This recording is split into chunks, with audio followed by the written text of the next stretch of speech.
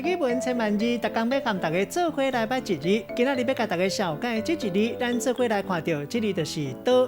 倒伫咱生活中会当讲是常常讲会到的词。倒就是一款家私工具，会当用来切、写、刮、刻、斩。像咱讲刀啊、加刀、剃头刀、西瓜刀，刀嘛会当当作是切几刀的单位。像咱讲鸡卵糕切做8刀。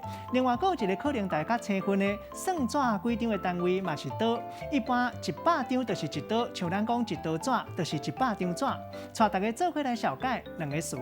头一个读做一刀两断，字面来讲就是用刀啊，把一段切做2段，意思就是代表断绝关系。第二个词双面刀鬼，代表一个人足干巧是双面人，对两边拢讲对方想要听的好听话，煞无一定是真的。咱用一句话来举例，把这两个词夹做伙。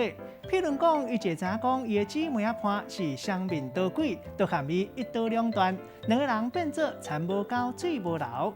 今仔日小解这一字刀，提供予大家来参考。